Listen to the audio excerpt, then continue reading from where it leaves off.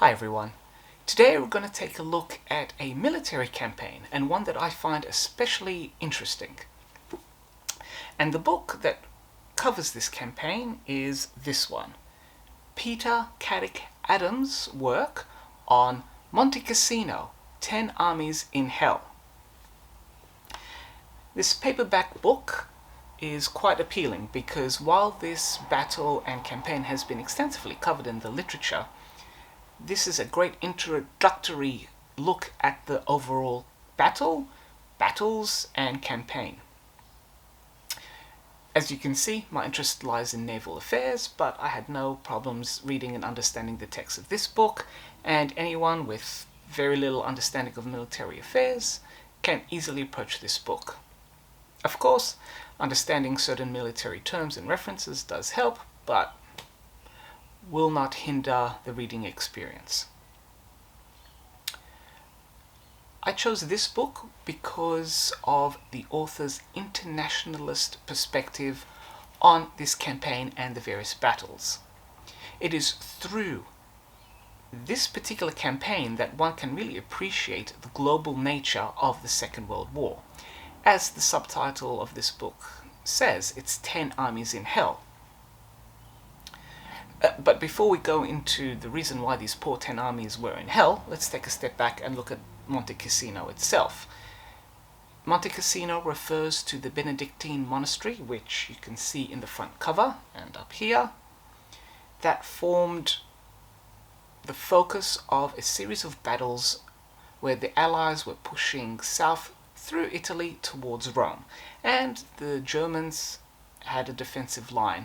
And part of that involved fortifying the areas around this particular monastery. It was a brutal campaign involving steep, hostile mountain warfare, grim, muddy fields reminiscent of the First World War. You had steep treks involving troops and mules. You had tank warfare. You had aggressive use of aerial bombardment, Nebelwerfers, the rockets, and there was even brutal urban warfare in the villages around Monte Cassino and the surrounding mountainous areas. This campaign had everything.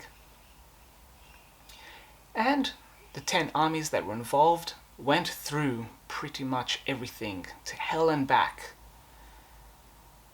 And in addition to the main players that you would expect in a battle in the Second World War, such as the Americans, the Germans, and the English, you also had the English colonies were involved. So there were troops from India, South Africa, New Zealand. Troops from France, and in particular its North African colonies, were involved. There were Italian imperial troops. And in a particular standout, the Polish were involved, the Free Polish. And they also supplied a bear. So this book covers not only the 10 armies, but also the experiences of one bear, Wojciech, which in Polish translates to happy soldier. And the story goes is that this cub was rescued while the troops were in Iran.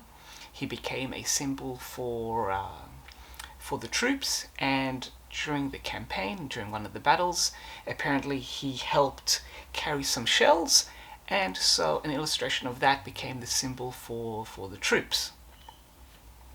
He went on to have a happy retirement in a zoo. Unfortunately, many of the humans that were involved in this battle still remain buried in the hills around Monte Cassino. Now for the book itself.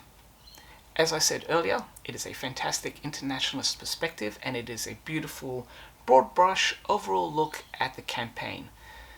The author's text alternates between the broad military strategy involved in not only the overall operation of the Italian invasion of Italy, but also the German army's aims in delaying them and pushing them back as much as they could, versus the details regarding the individual battles and campaigns involved around the conquest of Monte Cassino, in particular Operation Diadem, which was the, as he refers to it, the Blitzkrieg Light version to smash through the defenses and to push up towards Rome.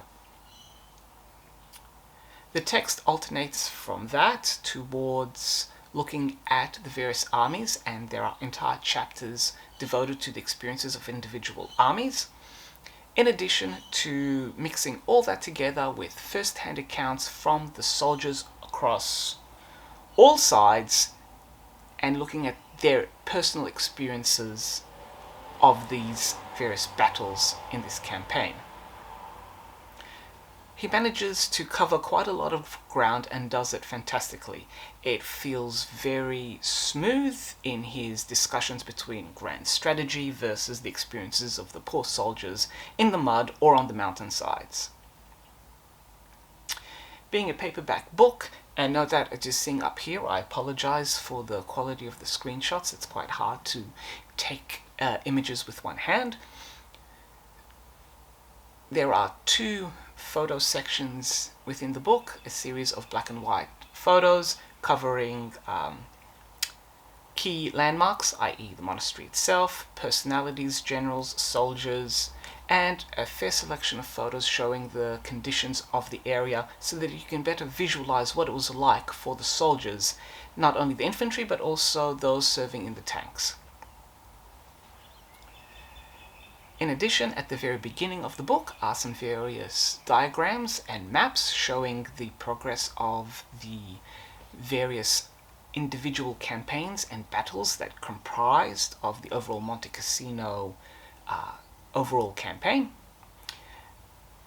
Should this book ever go into a second publication, or into another edition rather, it would be great if those maps were actually moved instead of being in the front of the book, but progressively added into the chapters that discuss each individual movement, so that's a lot easier to reference each battle as it happens, instead of reading a chapter, then flicking back to the beginning going, oh, so that's what they're referring to, then going back. But that's a minor thing. For me, this book is a 4 captain's hats. The strength lies in the text's ability to go from grand military strategy and operational analysis to the moving accounts of the soldiers across all participants who were there in the thick of battle. It is a masterful work across different layers. Through this book, you can truly appreciate the global nature of the Second World War. The writing is easy to follow, easy to read, and approachable. You do not have to be a general to read this book. And it covers everything so well that if you just need one book about this battle, it is all contained here. And as an added bonus, there are extensive notes and a bibliography in the back, so for those who wish to read more or who wish to focus on different areas such as the artillery or the experiences of the generals or one particular army, you can have a look at what's available in the bibliography there and carry on with further research and further reading. So do check this book out. It's an absolutely fascinating and interesting campaign that brings up many questions.